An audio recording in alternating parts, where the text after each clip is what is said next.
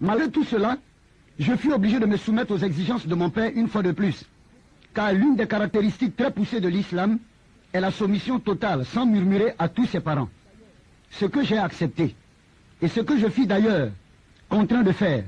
C'est ainsi qu'en moins d'une semaine, dans ces relations très intimes, mon père réussit à m'obtenir une bourse d'études pour l'université islamique du Caire en Égypte. C'est alors qu'après 2 semaines de mise au point, suivie de la cérémonie de revoir, j'embarquai dans l'avion le 21 août 1987. À mon arrivée, 2 jours après, par la grâce de Dieu, mon père va téléphoner à un professeur du nom de Sahim Abdulbak afin de me confier à celui-ci pour qu'il prenne soin de moi, ce qui fut fait.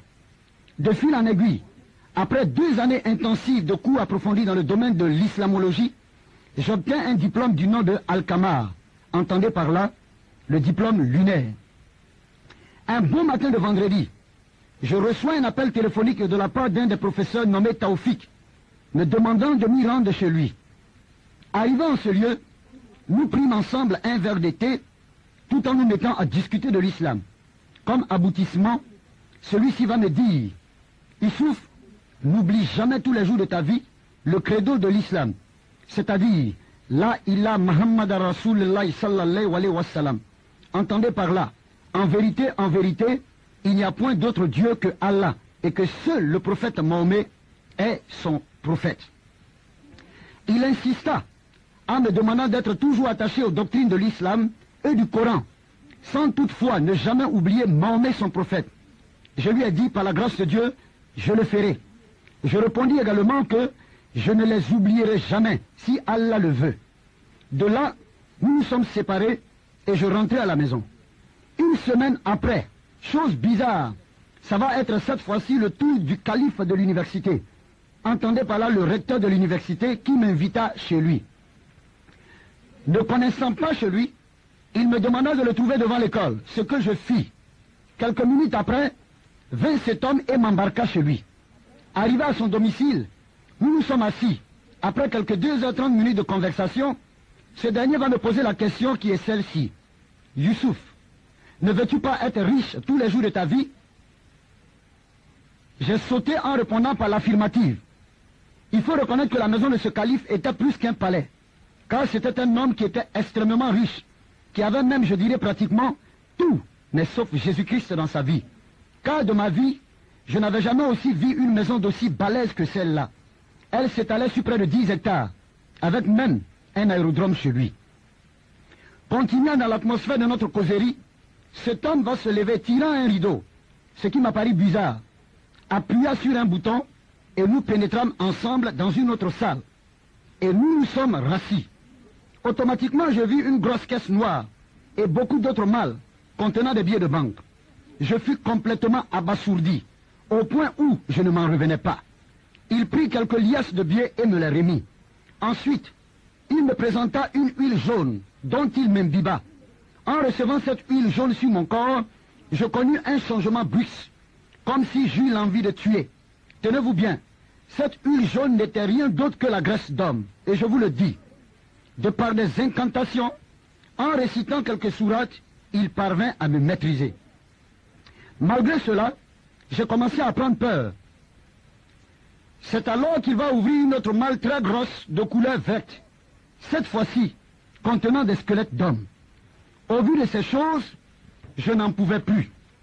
Il décida une fois de plus de me maîtriser tout en me faisant savoir qu'il m'expliquerait beaucoup de choses en me montrant quelques techniques, cette fois-ci contenant des squelettes d'hommes.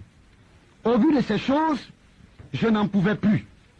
Il décida une fois de plus de me maîtriser tout en me faisant savoir qu'il m'expliquerait beaucoup de choses en me montrant quelques techniques à base du Coran, avec lesquelles l'on pourrait s'enrichir. J'ai trouvé encore ceci bizarre, mais ceci m'a quand même plu. C'est ainsi que rendez-vous fut pris 4 jours plus tard, et nous nous sommes séparés en recevant de lui un petit sac d'argent. Comme prévu par la grâce de Dieu, nous nous sommes retrouvés de nouveau tout en commençant à réciter la sourate Imran, suivi du Kul Laouzou, près de 40 fois, avec le verset X. Je dis bien X, afin de ne pas inciter les gens à le faire. Puis nous nous frottâmes avec cette même graisse, ajouté de quelques incantations à base du Coran, cela nous a permis tout simplement de toucher une banque et nous nous sommes retrouvés à l'intérieur afin de vider tout l'argent au point de s'enrichir. Ce fut pratiquement ma première expérience et bizarrement, j'en étais très content. Le vendredi qui va suivre, aux environs de minuit d'une ardoise coranique dont le nom est Walha, que les marabouts connaissent très bien, mon nom va être écrit là-dessus par le calife. Et nous nous sommes mis à réciter la sourate Yassine, tout en étant assis au bord de la mer. Nous continuons nos incantations jusqu'à 0h15 minutes. Je dis bien 0h15 minutes.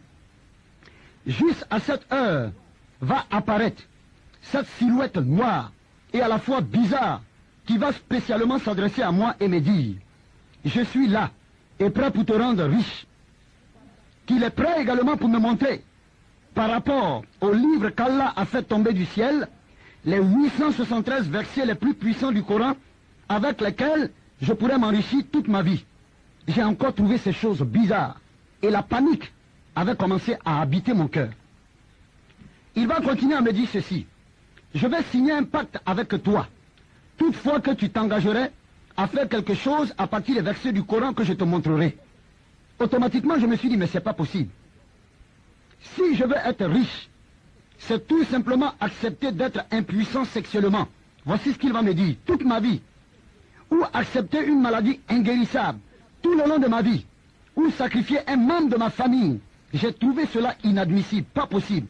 À cause de la richesse, me rendre impuissant sexuellement toute ma vie et accepter une maladie inguérissable tout le long de ma vie ou sacrifier un membre de ma famille. Dans mon cœur, je me suis dit non, cela n'est pas possible. Par la suite, il me fit savoir qu'une fois accepté toutes ces propositions, au point d'être riche, si quelqu'un tentait de s'opposer à moi, dans n'importe quel domaine de ma vie, je pourrais rendre la personne folle en prenant tout simplement 5 feuilles du Coran, tout en écrivant le nom de la personne à rendre folle sur les 5 feuilles du Coran, en fermant le tout dans une bouteille, en récitant 7 fois le verset X. Je dis toujours le verset X, pour ne pas véritablement parler, en donner le vrai verset, afin de ne pas inciter les gens à le faire. Pour ne pas mentionner le nom. Et jeter la bouteille dans un feu. Dès que la bouteille éclatera, automatiquement, la personne dont le nom avait été écrit deviendra folle sur le champ. Il va continuer encore avec moi. C'est alors qu'il va me dire, avec le verset Douma Kateb, la sourate X, le verset, je dis encore Z, pour réussir en affaires par exemple, voici ce qu'il va me dire. Tu dois réciter le verset très tôt le matin, durant 3 jours successifs. Comme sacrifice, tu dois couper la langue d'un cadavre que tu vas attacher avec le cœur d'un caméléon. Et tu vas jeter le tout dans la mer. Et tu vas voir, au cours de la même année, le bonheur va te sourire. Le verset Douma Kateb, sourate X, verset Z. Je tiendrai tous les temps, quand je vais donner les références, en disant sourate X. Tu dois couper la langue d'un cadavre que tu vas attacher avec le cœur d'un caméléon. Et tu vas jeter le tout dans la mer. Et tu vas voir, au cours de la même année, le bonheur va te sourire. Le verset Douma Kateb, sourate X, verset Z. Je tiendrai tous les temps, quand je vais donner les références, en disant sourate X, verset Z, pour ne pas inciter les gens à le faire. Parce que je rends ce témoignage, pas pour amener les gens à comprendre qu'ils doivent suivre ce chemin. Mais la chose la plus importante, c'est d'accepter Jésus-Christ. Il va continuer encore pour me dire, lorsque tu auras besoin de beaucoup de biens matériels, il te faudra réciter les sourates Douma, verset Z, près de 37 fois, dans un cimetière, et au cours de la nuit profonde. Et au bout de tout cela, offrir en sacrifice la tête d'un muet et le sexe d'une vierge. Je ne m'en revenais pas en écoutant ces paroles. Il va continuer encore, au point de me dire, si tu veux avoir suffisamment d'argent, il va te falloir acheter 1 mètre de tissu, coton blanc, et offrir le sang d'un fils unique ou d'une fille unique en sacrifice. 3 litres de sang. Enterrer un bœuf noir dans un trou vivant. Écrire le verset de la sourate sur un tableau et se laver avec pendant 5 jours. J'ai commencé à trembloter sur moi-même. Et voyant encore cet être, cette silhouette noire, en train d'insister. Et finalement, il va me dire, malgré toutes les propositions qu'il me fit, il finit par me dire, si je tiens rapidement à voir toutes ces choses s'accomplir, je me dois d'accepter, 1, de couper mon pouce gauche ou une partie de mon corps. Soit mon premier fils, au cas où je me marierai, ou tout simplement accepter que mon cou soit goitré tous les jours de ma vie durant toute mon existence. Malgré toutes ces propositions, j'ai tout refusé, sans toutefois savoir pourquoi. C'est alors qu'il va appeler Seydine, qui était juste à côté de moi, afin de converser avec lui. Ce dernier va finir par me convaincre d'accepter le sacrifice des 18 traits sur le ventre. Ce qui fut fait, le sang recueilli fut mélangé avec une poudre noire, qu'on me donnant à boire, en récitant 18 fois le Kul Laouzou. Après cette cérémonie, cette silhouette me demanda d'entrer à la maison. Surtout, à minuit précise, en me conseillant de ne regarder ni à droite ni à gauche, et qu'à mon arrivée, je trouverais 2 grosses malles remplies d'argent, seulement en une condition, à dépenser dans l'espace de 2 semaines. Effectivement, les 2 malles avaient été trouvées remplies d'argent, comme cela m'avait été annoncé, par crainte de mourir, par rapport au restrait de l'un qui m'avait été donné. Je fus obligé de gaspiller, voire dilapider l'argent de temps à travers. L'argent étant fini, je me mis à nouveau de soupirer, du désir d'en obtenir. C'est ainsi qu'une fois de plus, je vais m'y rendre chez mon fameux ami qui est Seydine.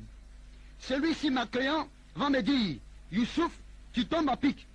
Car, aujourd'hui, la grande cérémonie mondiale à la cabane X, croyez-moi, c'est une maison indescriptible, connue de tous les plus grands hommes d'affaires et commerçants du monde. Je dirais même certains grands hommes politiques connaissent cet endroit.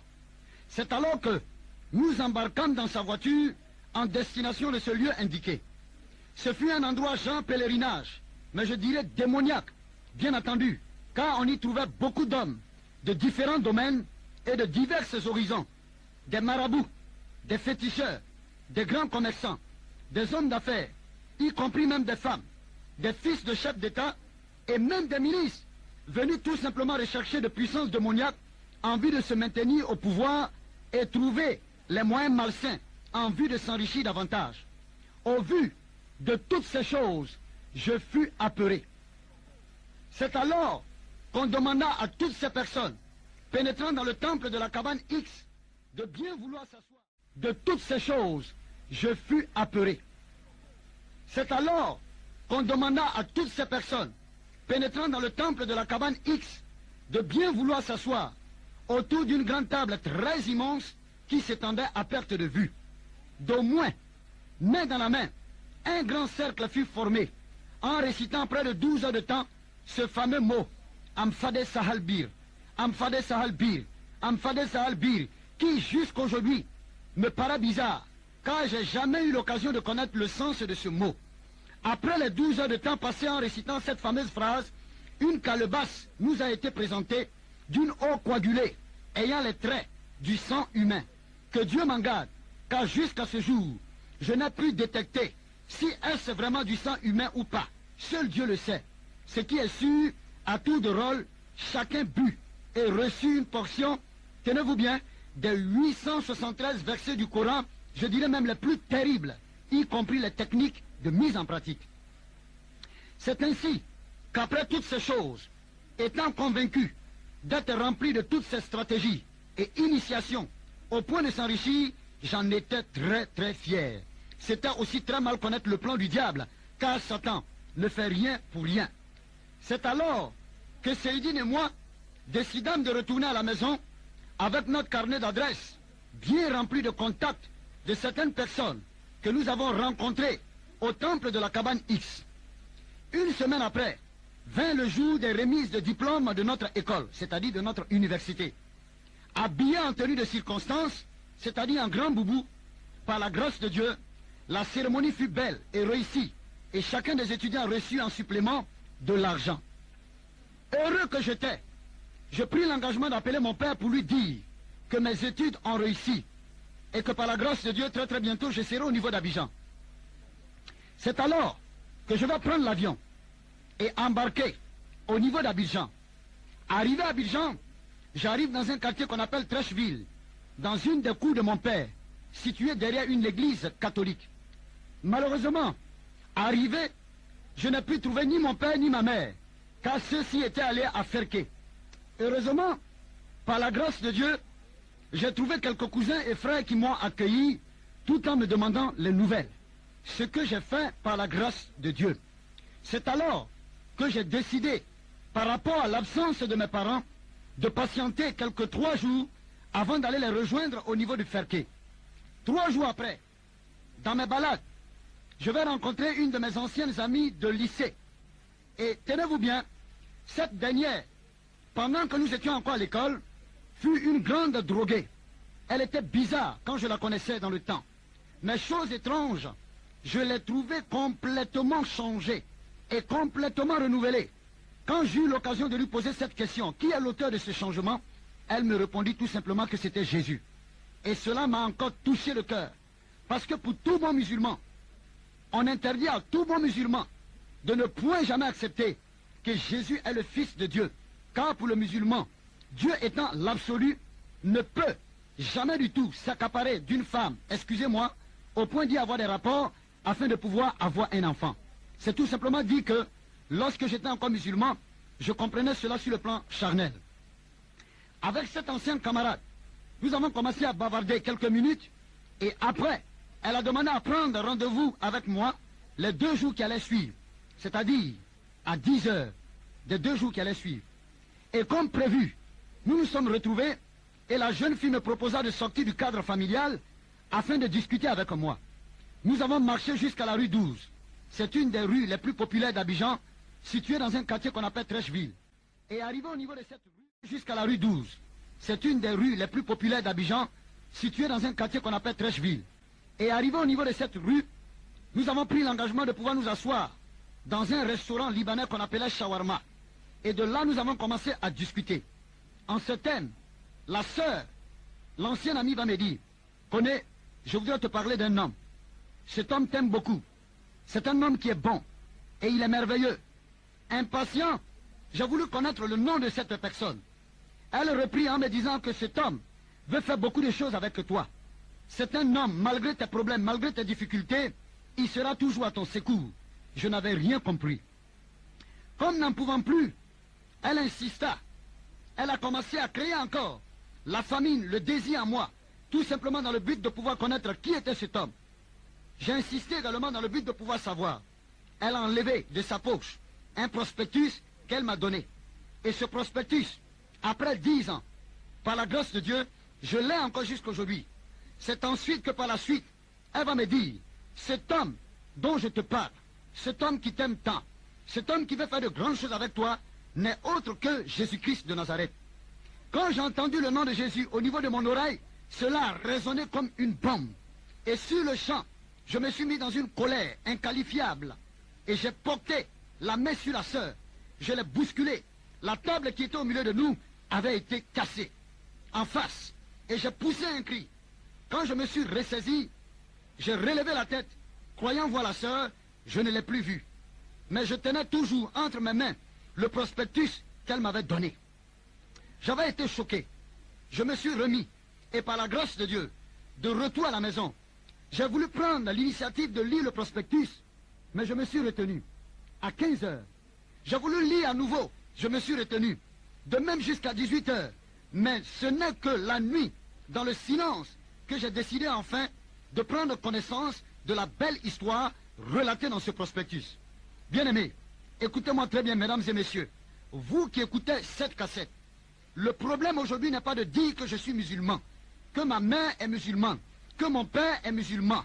Mais le problème est de te poser la question de savoir s'il arrivait, je ne le souhaite pas, que tu arrives à mourir aujourd'hui. Est-ce que tu es sûr que tu es sauvé?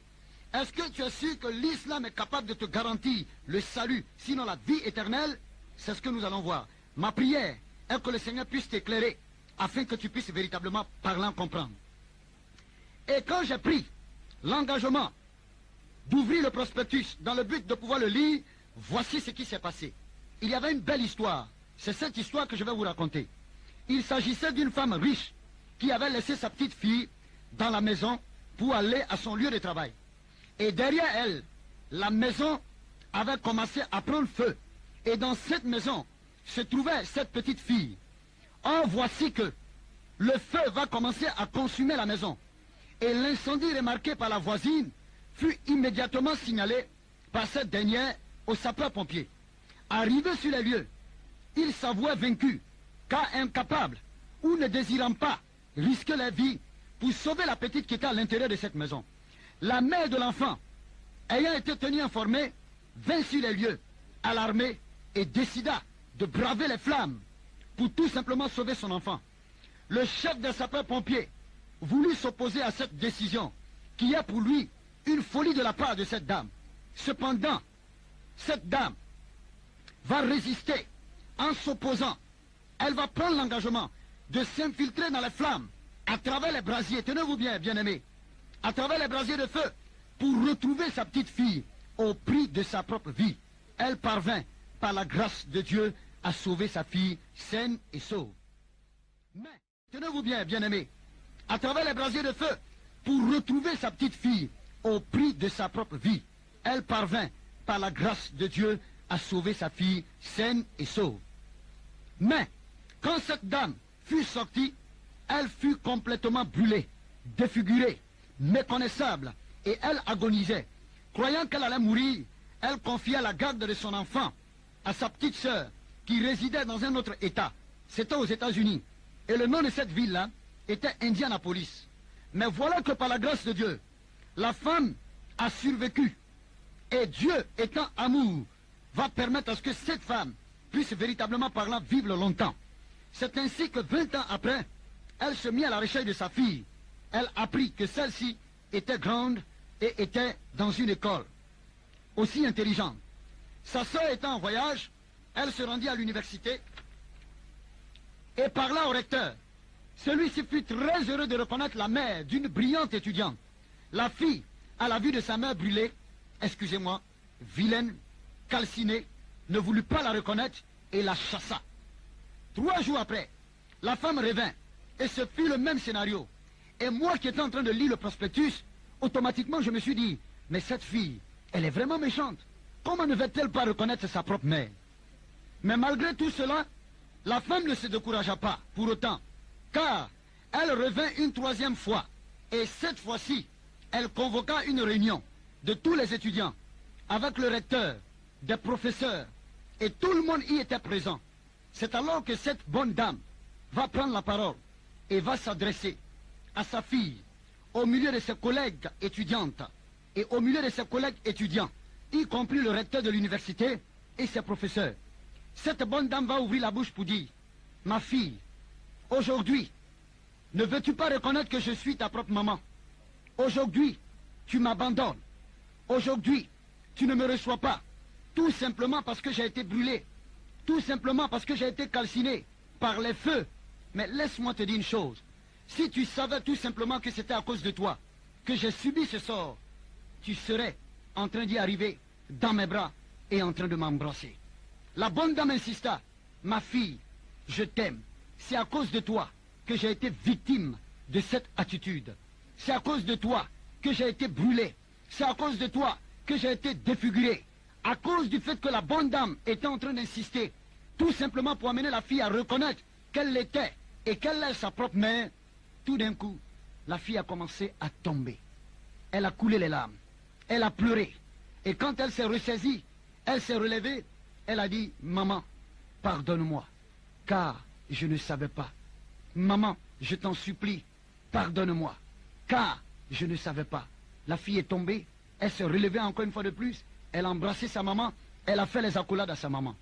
Après avoir fini de lire ce prospectus, j'ai commencé moi aussi à couler les larmes, parce que j'ai senti cette histoire merveilleuse.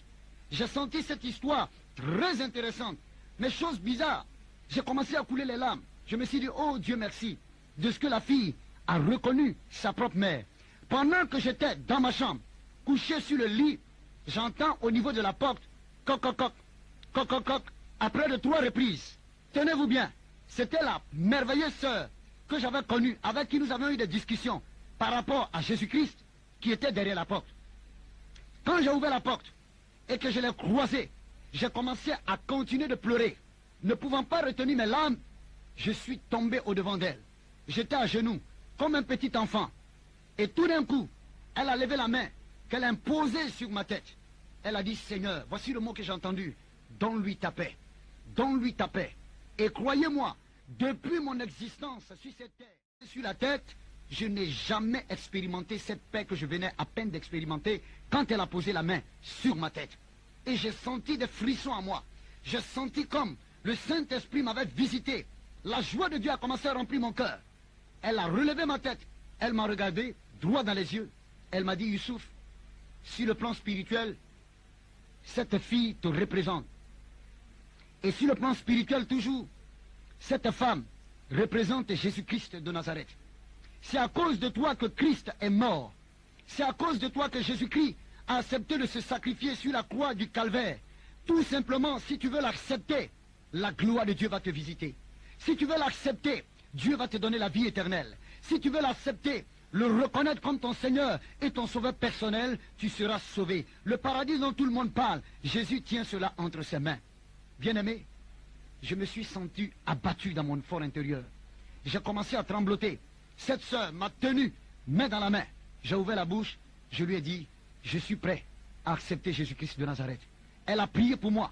Elle m'a amené à confesser mes péchés, à demander pardon au Seigneur, que je ne savais pas. J'étais dans une attitude d'ignorance. Elle m'a conduit. Elle a prié pour moi. Elle m'a imposé les mains. Elle a prié pour moi jusqu'à ce que je puisse être rempli de joie.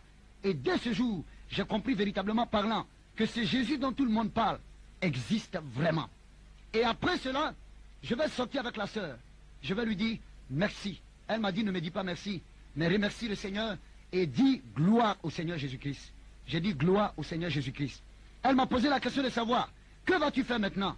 Je lui ai dit effectivement par la grâce de Dieu, mon père m'a expédié au niveau de l'Égypte afin d'aller poursuivre mes études coraniques. Mais quand je suis arrivé, voici ce que le Seigneur va faire.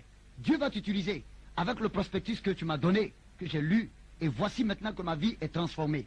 Et franchement, j'ai compris que Jésus-Christ est vrai. Parce que actuellement où je te parle, je sens sa paix, sa joie dans mon cœur. Elle a commencé à sourire. Et je lui ai dit, bon, tiens-toi bien, parce que le lendemain, il va falloir maintenant rentrer au niveau de Ferké, dans le but de pouvoir trouver mon père et ma mère et leur tenir informés. Ce qui fut fait. C'est alors que, le lendemain, cette même sœur qui m'avait évangélisé, qui m'avait donné le prospectus, va me démontrer encore l'amour de Dieu en se retrouvant chez moi à la maison très tôt le matin, dans le but de pouvoir m'accompagner à la gare d'Abidjan à Djamé, prendre le car en direction de Ferké. Lorsque nous nous sommes retrouvés au niveau de la gare, nous avons commencé à converser. Et je lui ai dit, bien-aimée sœur, je m'en vais au niveau de Ferké. Je sais ce qui m'attend là-bas. Je connais mon père. Je sais qui il est. C'est un fougueux. S'il apprend que je suis devenu chrétien, en tout cas, ça va très très mal tourner. Et tenez-vous bien, la sœur a lâché un mot biblique. Elle m'a dit, connais Youssouf, je sais en qui j'ai cru. Va, car la grâce de Dieu est avec toi. J'ai insisté pour lui dire, je m'en vais.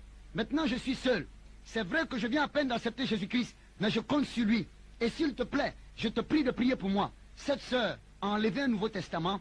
Elle m'a donné. C'était la première fois de ma vie de toucher à une portion biblique. Elle m'a encore dit, je sais en qui j'ai cru. Va-t'en, la grâce de Dieu t'accompagne. J'ai pris mon ticket, je suis monté dans le car. Et cette sœur m'attendait là. Quand je suis monté dans le car, le signal a été donné par le chauffeur. Destination maintenant Ferké-Sédougou. J'allais. Étant dans le car, la sœur avait levé la main en me disant au revoir, jusqu'à perte de vue, avec un sourire. Et finalement, elle a fini par me dire, je sais que tu viendras avec une bonne nouvelle. J'ai dit, ok, Dieu seul le sait. Arrivé à Ferké, la nouvelle se répandit comme une traînée de poudre, que le fils de l'âge connaît est venu. L'accueil de la maison fut très chaleureuse. On tuait même un mouton dans le but de pouvoir m'accueillir. Mon père étant absent, ma mère m'a reçu avec joie. L'accueil de la maison fut très chaleureuse. On tuait même un mouton dans le but de pouvoir m'accueillir. Mon père étant absent, ma mère m'a reçu avec joie, entouré de tous mes cousins et de mes cousines, parce que la majeure partie de mes frères n'étant plus au niveau de l'Afrique. Quelque temps après, mon père fit son apparition. Il me reçut en me faisant les accolades. Tellement content, il a commencé à m'embrasser. Tellement content, il a commencé à me toucher de la tête jusqu'aux pieds. Tellement content, de sa bouche, je ne faisais qu'entendre. Il souffle mon fils, il souffle mon fils, que Dieu te bénisse. Il souffle mon fils, que Dieu te bénisse. Et mon père s'est rassis. Après avoir fini de déguster quelque chose, lui et moi, après avoir bu du bissap une boisson africaine, bien entendu. Mon père maintenant va se rasseoir et me dit, mon fils, je suis très très content de toi. Donne-moi les nouvelles. C'est alors que je vais ouvrir la bouche et dire à mon père également que je suis très très content de lui. Parce que j'ai fait ce qu'il m'a demandé. Il m'a demandé d'aller dans le pays des Arabes, étudier le Coran. Et que je suis arrivé, tout s'est bien passé. Mon père a commencé à sourire. Il a même appelé ma maman. Il a demandé à ce que ma maman puisse s'asseoir à côté de moi. Et mon père dit à ma maman, viens écouter ton fils. Il vient avec de bonnes nouvelles. Et c'est alors qu'il va encore me demander l'après-nouvelle. Les nouvelles qui sont derrière la nouvelle que je venais de donner. J'ai commencé à avoir peur. J'ai commencé à cultiver la crainte dans mon cœur. Et tout d'un coup, je me suis ressaisi. Et maintenant, je vais dire à mon père, je dis, papa, c'est vrai que par la grâce de Dieu, je suis allé étudier le Coran. Mais quand je suis arrivé, il y a quelque chose qui s'est passé au niveau de ma vie, au point où ma vie a été transformée. Mon père a commencé à sourire, parce qu'il n'avait pas compris mon langage. Pour lui, j'étais devenu un homme transformé, certainement, à cause des connaissances du Coran. Mais c'est pas ce que je voulais dire. J'ai encore pris l'engagement, et j'ai prié dans mon fort intérieur, en disant, dans mon fort intérieur, Jésus sauve-moi, car je vais dire la vérité. Je prends la parole, ma mère étant assise à côté de moi. Je regarde mon père droit dans les yeux, je lui dis, papa, la transformation qui s'est opérée dans ma vie, quand je suis arrivé, c'est que j'ai accepté Jésus-Christ de Nazareth. Je suis devenu chrétien. Tout d'un coup, mon père va se lever. Il va me regarder, en me posant la question de savoir, mon fils, qu'est-ce que tu viens de dire? Est-ce de toi que j'entends cette parole? Mon père dit qu'il ne croit pas. De répéter encore la même chose. Je dis à mon père, effectivement, je vais te répéter ce que je viens de dire. Je suis devenu chrétien. J'ai accepté Jésus-Christ de Nazareth. Mon père s'est levé et il a demandé au gardien de la cour où il est de lui donner une cravache, une chicotte. Et mon père va me poser la question pour la 3e fois. Mon fils, qu'est-ce que tu dis? Je dis, papa, je suis devenu chrétien. Tout d'un coup, celui-ci va se lever. Il va prendre la chicotte qu'il avait en main. Il va commencer à me battre, comme un petit enfant. Commencer à m'insulter, me traiter de tous les mots, en disant, Kuidangarakaban, c'est notre langue angula, ce qui veut tout simplement dire que tu es maudit. Et par la suite de cela, il va appeler ma maman, commencer à la bousculer, en disant à ma maman, prends ton fils, ton oiseau de malheur, prends ton fils, excusez-moi le terme, ton bâtard, voici ce qu'il a dit, prends-le, et vous deux, quittez de ma maison, allez où vous voulez. Mon père a commencé à pousser ma maman. C'est là où j'avais été touché et j'ai attrapé sa main pour lui dire, papa, je te respecte beaucoup, mais je voudrais te demander pardon. Quand tu as connu ma mère, je n'y étais pas. La seule chose que je te demande, c'est de laisser tout simplement ma maman tranquille. Si tu veux, tu peux me foutre à la porte. Mon père m'a regardé, il a dit à maman de s'asseoir. Et moi, il m'a chassé. Pendant que je sortais, quand j'atteins le seuil de la maison, mon père me rappelle en me disant, Issouf, reviens. Quand je suis revenu, il m'a regardé droit dans les yeux. Il était 23h30. Il m'a dit, c'est fait tard. À cette heure-là, il n'y a pas de possibilité pour toi pour que tu puisses...